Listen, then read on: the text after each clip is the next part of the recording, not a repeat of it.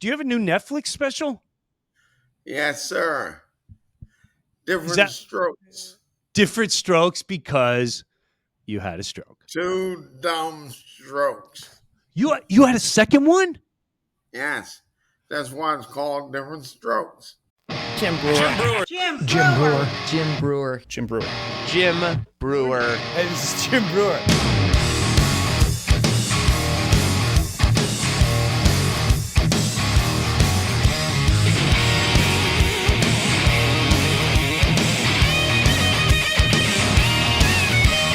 We took off our shirt now. We're Tarzan. So we're Tarzan. How did you grow up? That's right, Tarzan. That's right. Where's your parents? What happened to you? Were you abandoned? What happened? Let's answer me that. Put your shirt back on. You look crazy. Stop yelling. Stop. Put your shirt back on. Stop yelling. I'm out of here. Hey there. Hey, Wow, you sound great. it sounds better. Sounds way better. I was doing my imaginary film scene. Was it real at all? Did it look real at all? I don't know. I was too busy panicking about my computer. Were you panicking? You were panicking hard, weren't you? Dude, I'm running on 5 hours of sleep from when we left New Jersey. I got home at like midnight last night. I'm fried. I'm cooked. My brain is cooked. Ladies and gentlemen, there comes Mike. Mike, the sound guy, has been driving for 36 straight hours, drives from Jacksonville, Florida, goes all the way up to Jersey, does a round trip, comes back, does a podcast in Virginia at a Starbucks. And trust me, we're not plugging Starbucks. And makes his way back, only to start the show where it just had some technical difficulties. Yeah, Bob, that's got to add some stress on top of a lack of sleep. But here we are. It's good to see you. We're here. Good to see you, man. Better than being in the Starbucks. This is very true. Keith Robinson is one of my all-time favorite human beings. He's made me laugh so hard. And I got to say, when people ask you about, hey, was Saturday Live amazing? And this time amazing? Yeah, life's amazing. One of the times that are most amazing for me, to be blatantly honest, is when you have banter, and you have banter with friends or who you're working with. Keith Robinson would make me laugh so hard. We would banter nonstop. He'd banter with other people, and that was during the days of, I'm doing everything I can to be. Has anyone noticed me yet? Has anyone seen me? Because clearly I'm better than most people here. Dude, I was cocky. And and very confident. But Keith, God, he would just bring you down to size. It was, bro, I miss those days really bad. There's not many people you could do that with. Maybe the circle of friends that you grew up with. You know what I'm talking about when you're with your real circle and they know the secrets, they know your core, and could just slap you back down to size. We need that in this world. So anyway, I started going along some clips, and Keith Robinson's, I'm going to assume he filmed a Netflix special. I don't know where these clips are from, but I found myself the last couple days watching clip after clip, howling my ass off. Just, he was making me laugh so damn hard. And so I reached out to him like, hey man, how you doing? I freaking miss you. And I do miss him. I miss the banter. I miss this dumbass. He's a dumbass. Let's bring in Keith Robinson. What's up? What are you doing? I am a dumbass. You are. We're both dumbasses. Complete dummies. Yeah, we.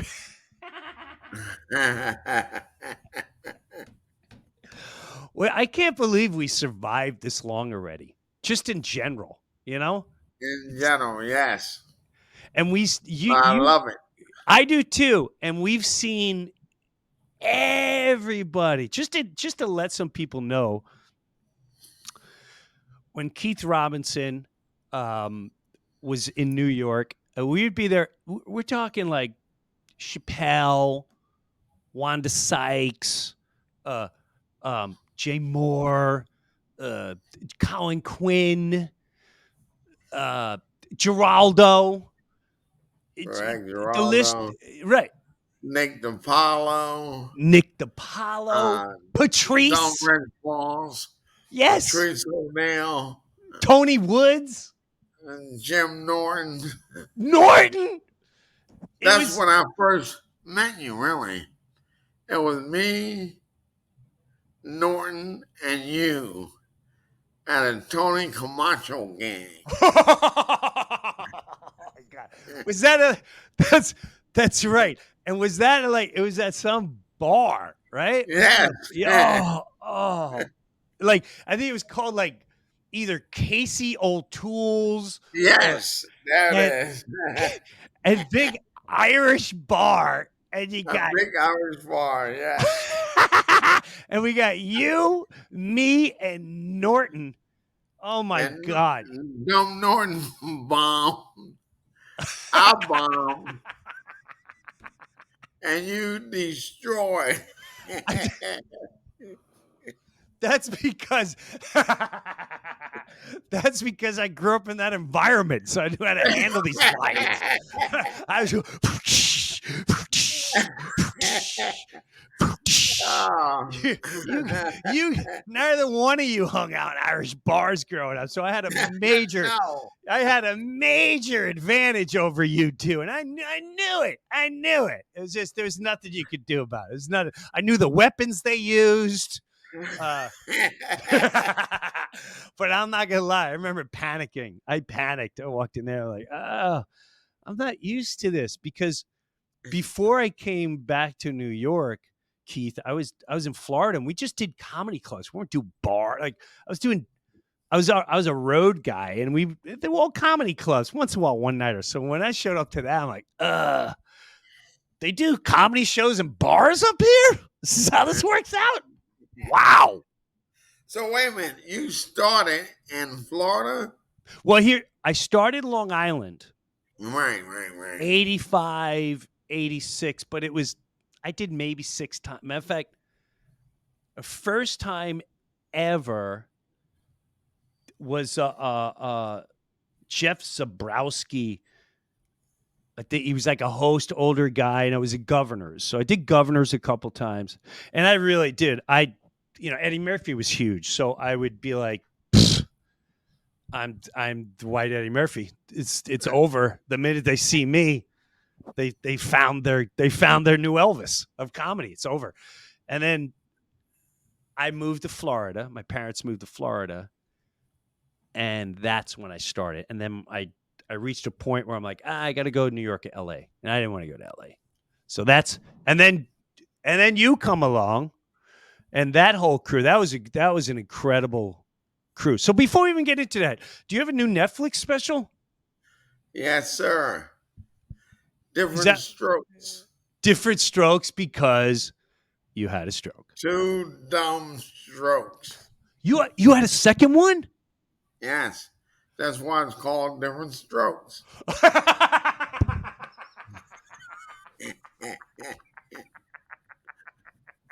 2 sweet strokes.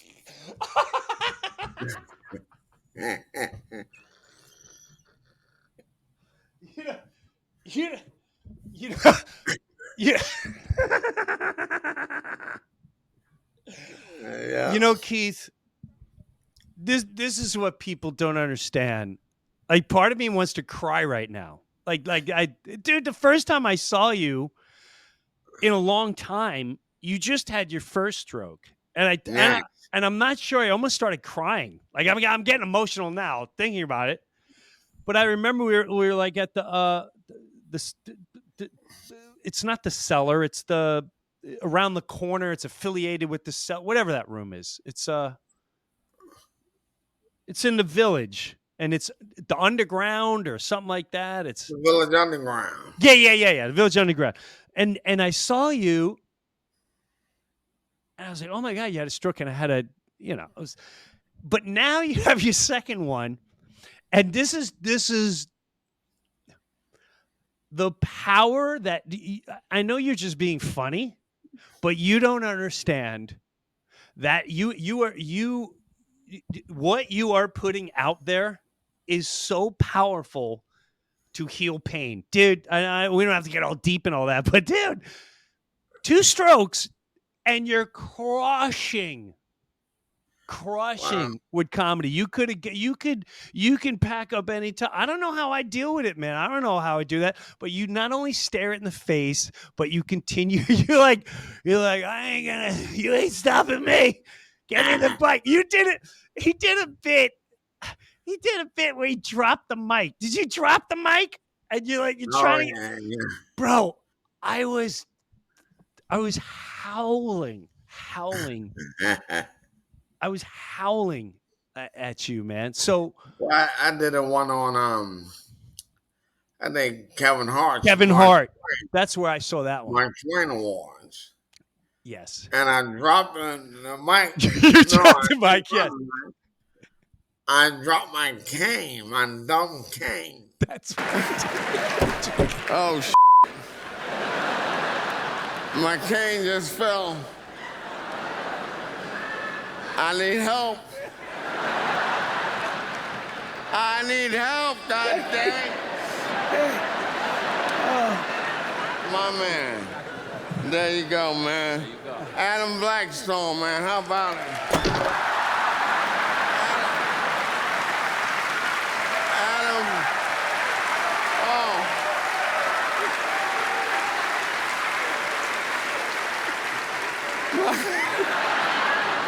Adam, give us Hey.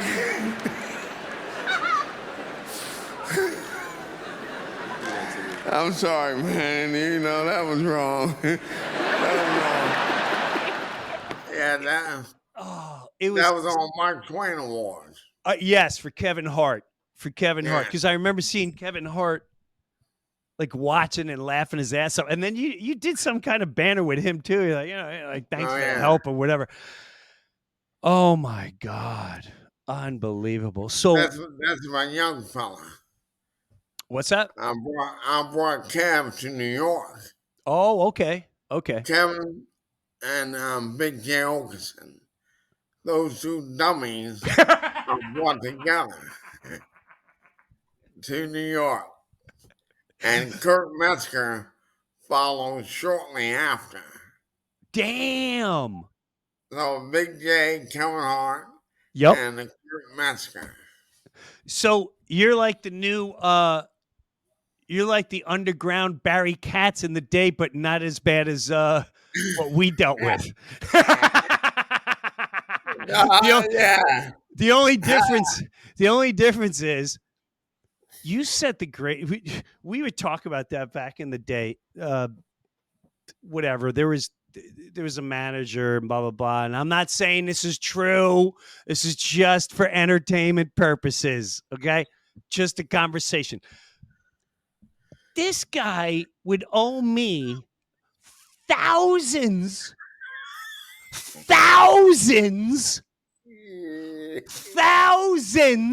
of dollars when I'm barely getting by trying to afford $700 a month living in someone's attic.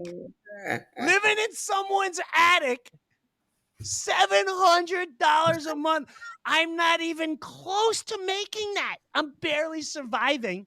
We're married. My wife Dee is like doing nanny stuff so we can buy bagels at 3 a.m. on Sundays and stuff like that. As a matter of fact, Keith was there. My wife would park outside and sleep. And she'd come out and everyone's talking to Dee like, I'm talking to Dee. Dee's outside. She's in the car. She had to go around the neighborhood 8 times. And while we're living, Keith's getting $40, I'm getting $50. We're like, oh, I made $150 tonight. We're making it. He got Red Johnny and the Round Guy going, they just signed an MTV deal. They're going to be huge. Let's be close to them. And then this guy owes thousands of dollars. And I remember talking to Keith about it one time, and Keith goes, yeah, I know. And what the crazy part is, he studied psychology, and we're all really young, and he knows we're hungry. We're like whores, and we go in there, and we end up leaving a apologizing that we asked for our money.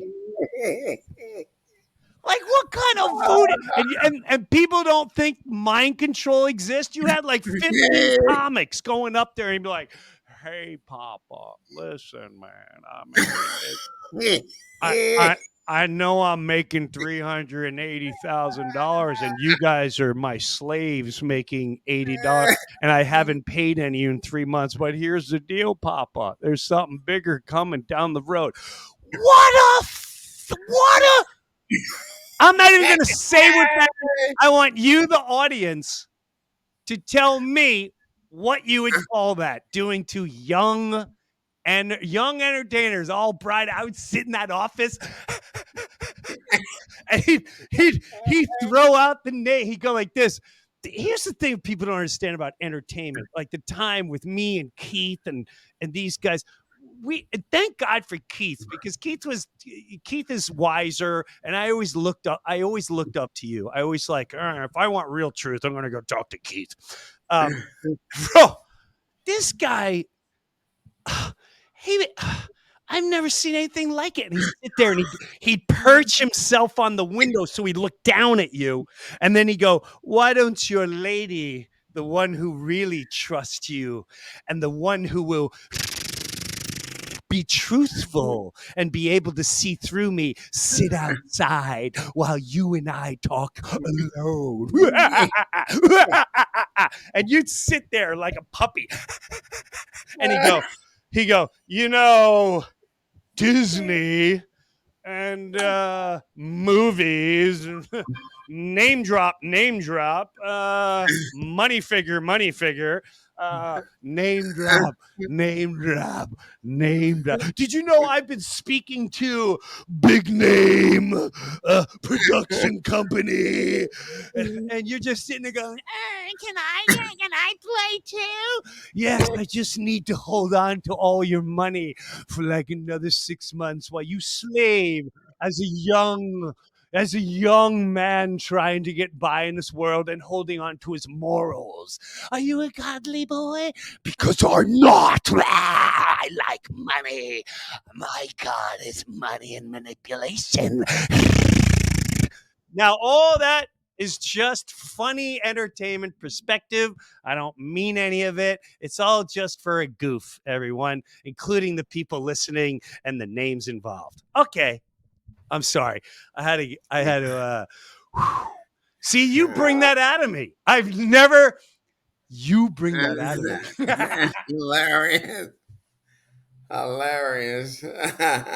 You said that to me, dude. You were like, dude, he's the only human being I know where you go and ask for your money and you leave feeling guilty and apologizing. I'm like,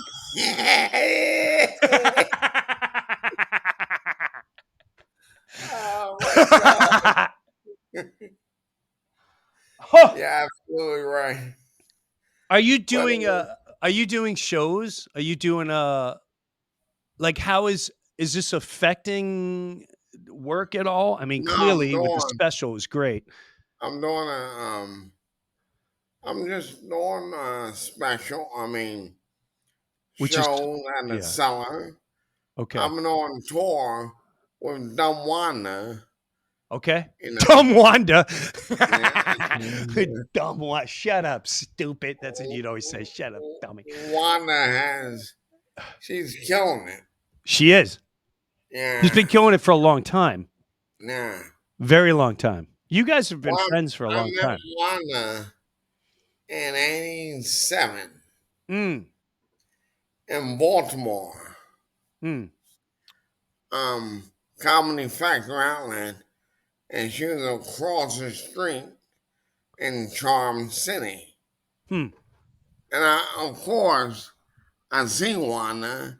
I'm going to hit on her, of course. I'm like, hey, how about a smooch?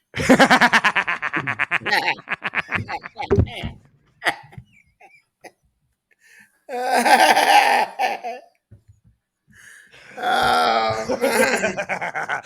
How about a smooch? He said, get out of here, Keith. And we want to get out and cheat on you. I'm like, what the, how the hell?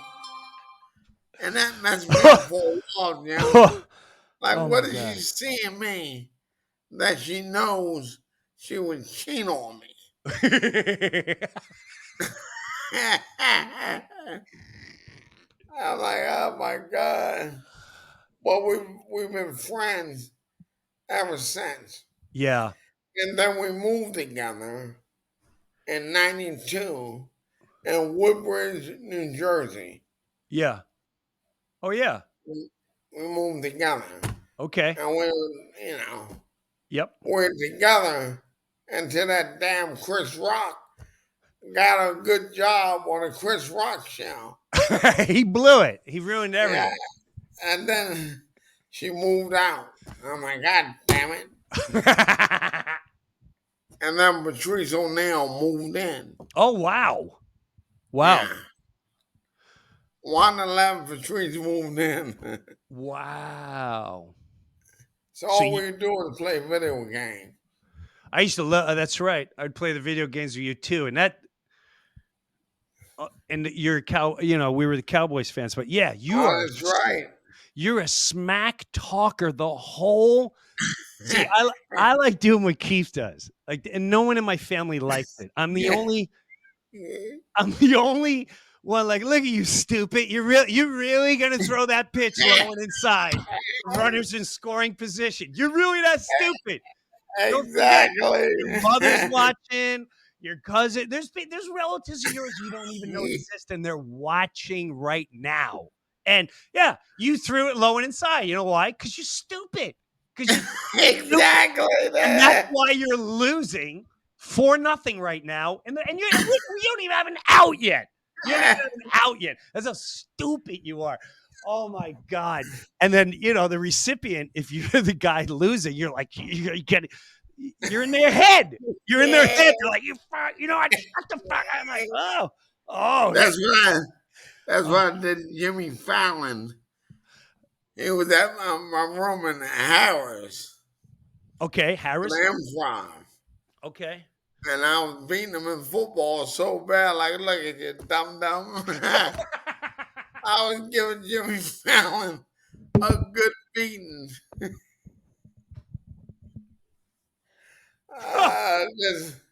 Bro,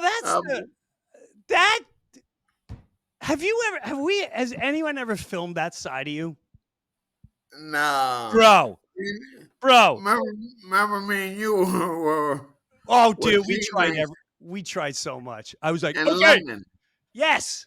We would constantly come up with bits. We'd constantly like, okay, so we get back, we're filming, we're doing this, and we're gonna be the. But you know what? I would pay to see you with every person you're with, Wanda, Jimmy Fallon, me, whoever you sit, Kevin Hart. You're sitting there playing video games, being yourself. I would. You understand? You understand? Keith would just call you dumb, and it's. It doesn't matter how much money you make. Doesn't matter how big a star you are. No, you're gonna get it. It doesn't matter when Keith Robinson calls you a dum in the middle of a video game. You want vengeance, and it gets inside you like this bastard, because it's like, oh, you can beat me in whatever you want. You ain't beat me at this because you're a dumb. Patrice hated that. I'll play chess with him, and I grab his queen. Let me see what color panties the queen has on.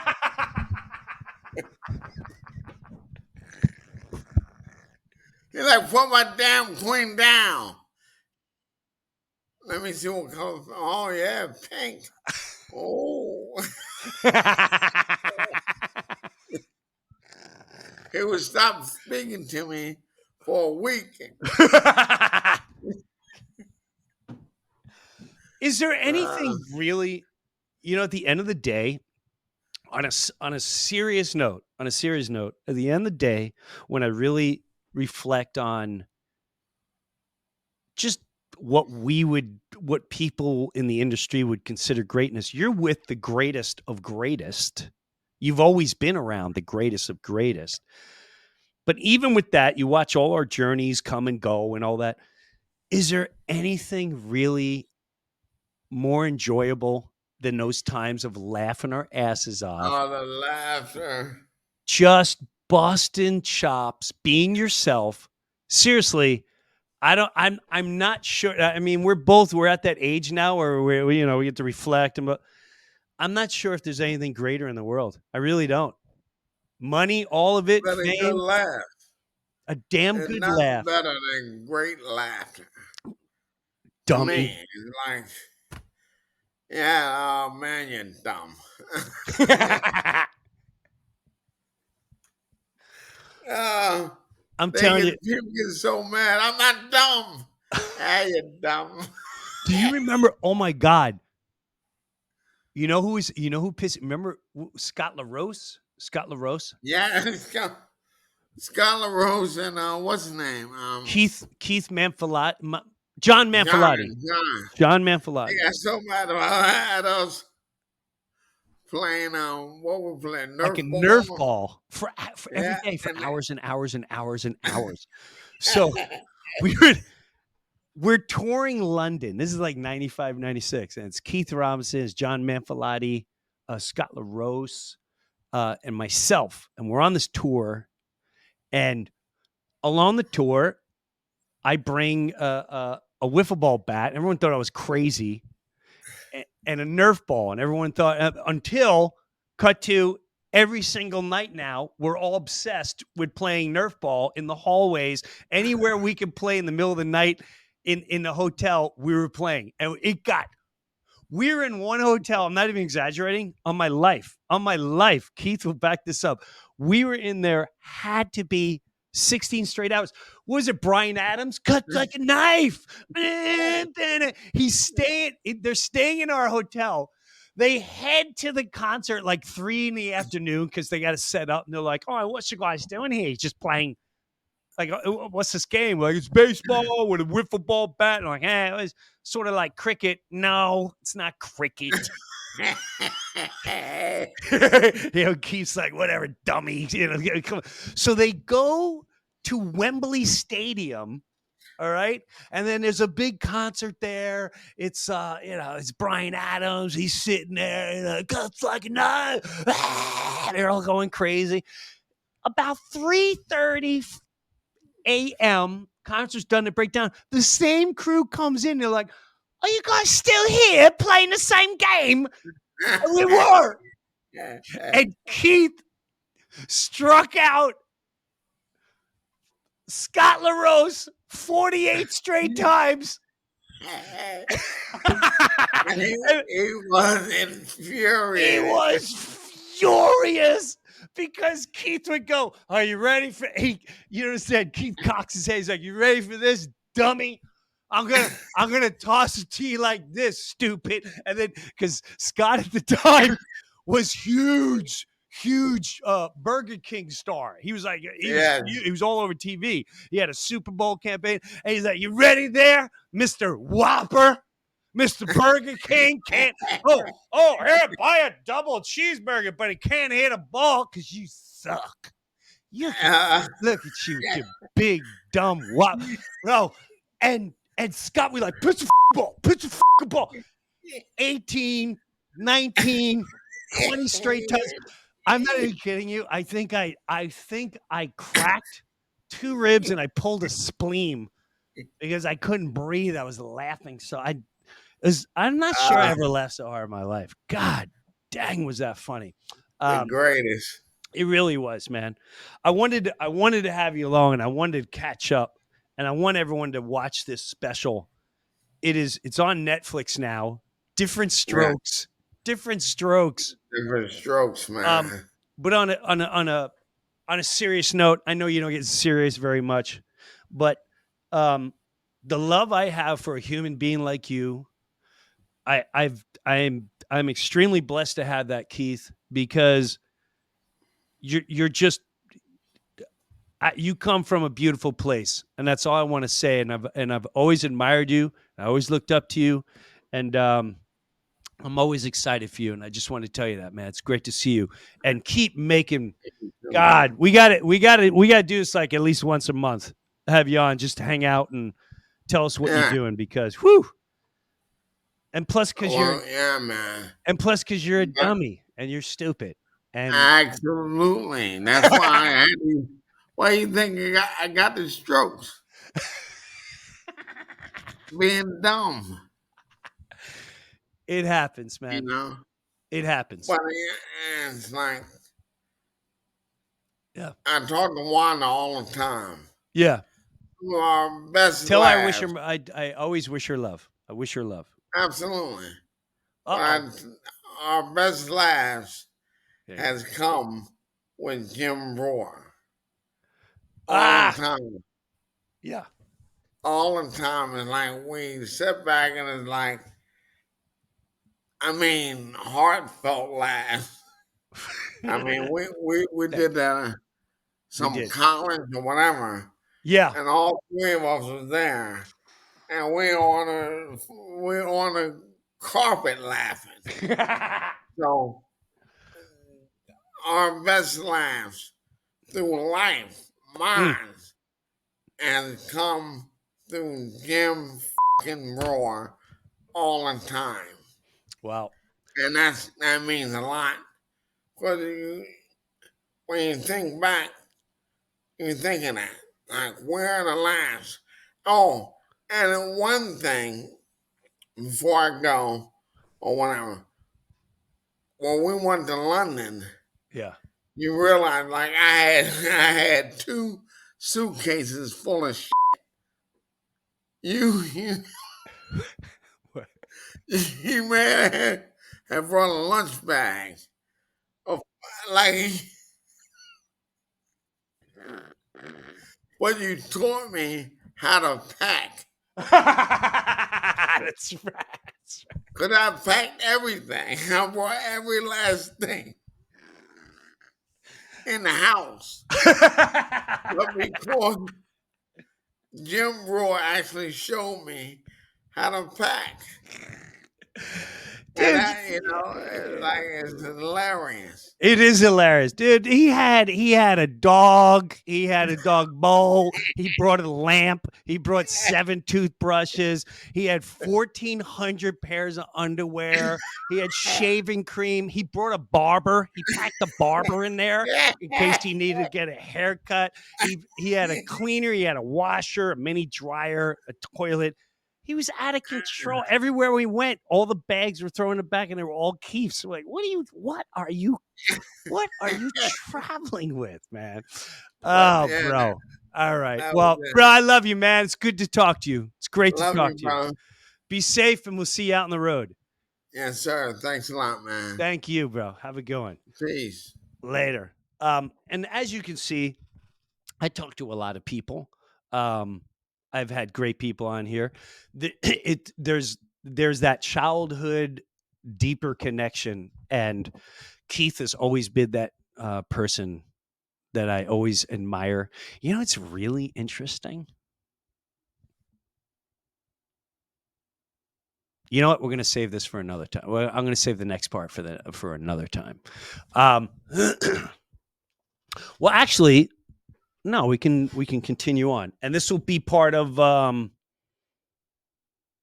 this. We can edit this part out, but this will be part of just on my own. Okay. Is that okay? Here's what's fascinating. You know, I guys like Keith and a lot of people. I always look at my journey, right, of where I've come to and what has kept me grounded. Besides me doing my best, um, you know, God, whatever you define, just being grounded. Some of the most powerful, deep spiritual, inspiring conversations have come from in my life, all comedians. And it's fascinating to me, like when I really think about it.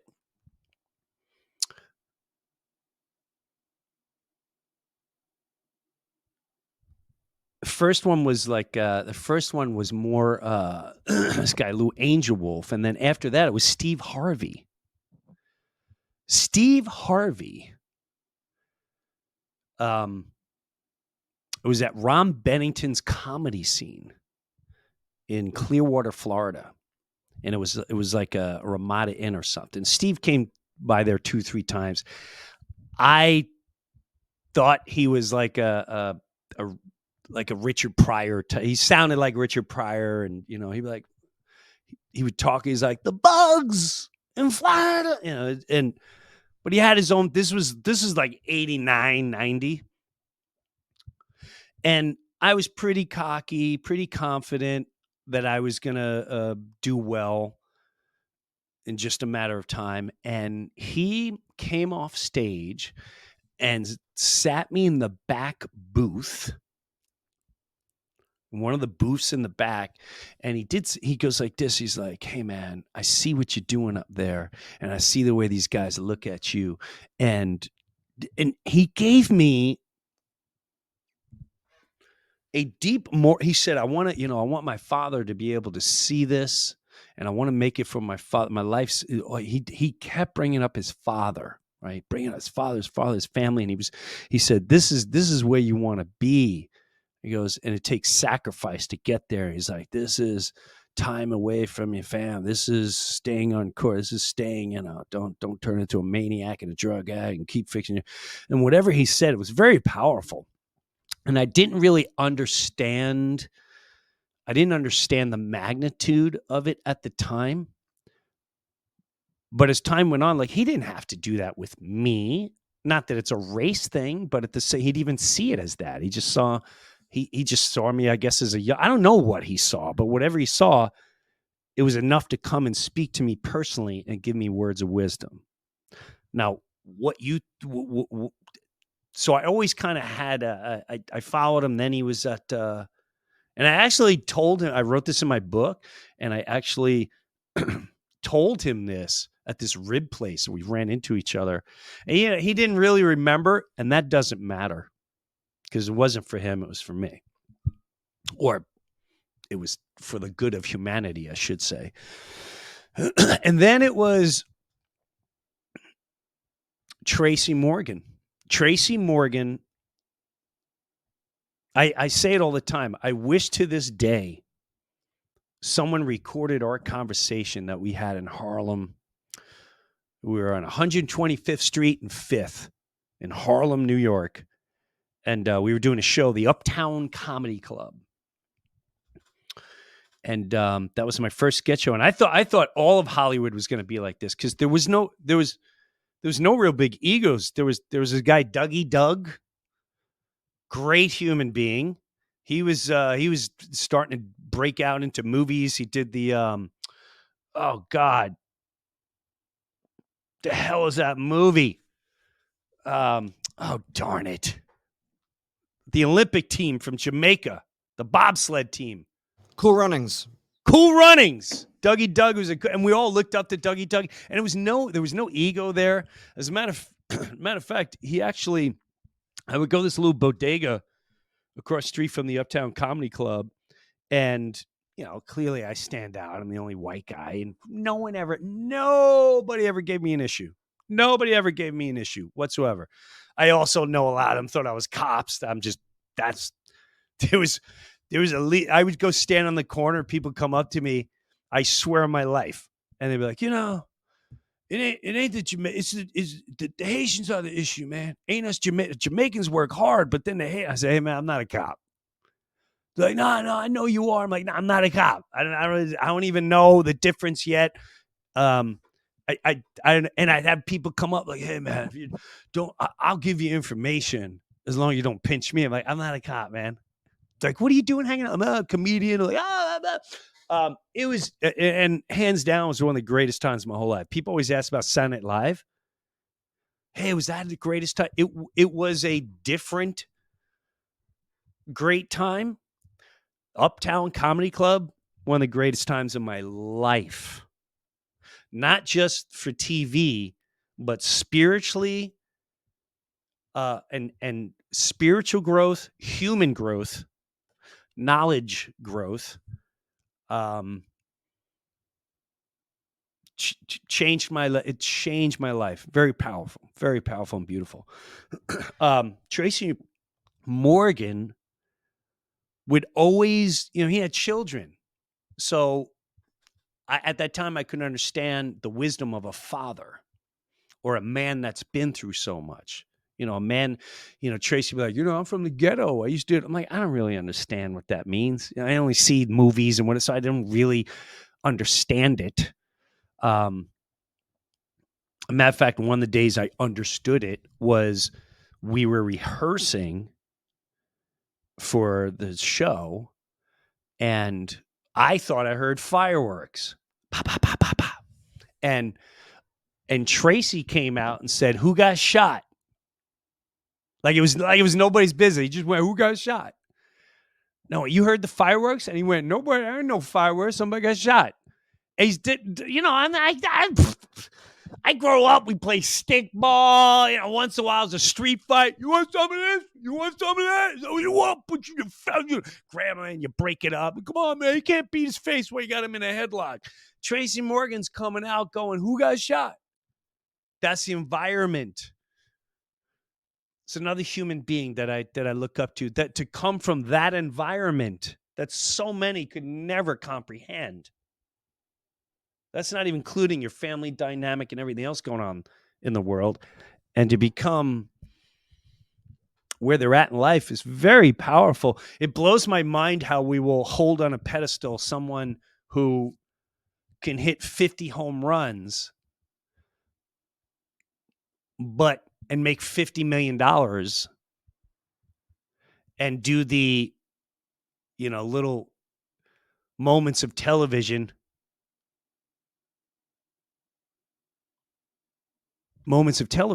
where, you're watching the entertainer. But then you find out behind the scenes, he kind of screws around his pregnant wife and hits everyone in town, and he smacks people around once in a while, chicks. He's not a great guy. He's like 5 kids in other places. Been in prison a couple times, but they keep that secret. And yet we're worshiping human beings like that.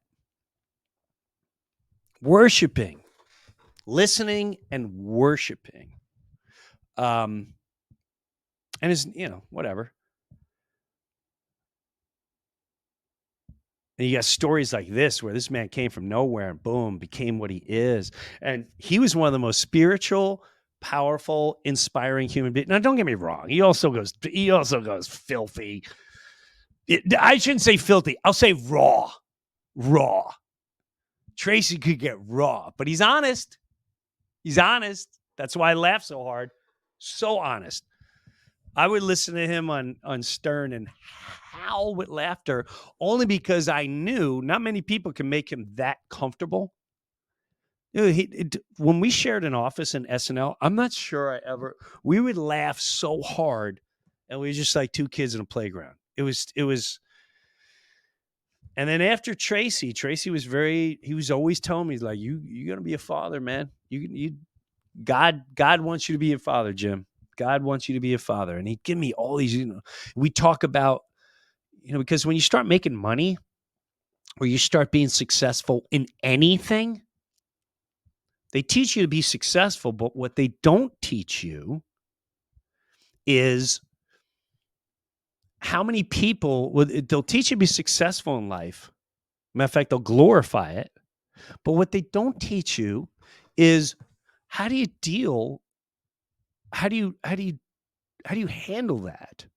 And how do you handle the others that are changing around you? Because people you love and trusted your whole life, some of them now become envious and jealous and mean.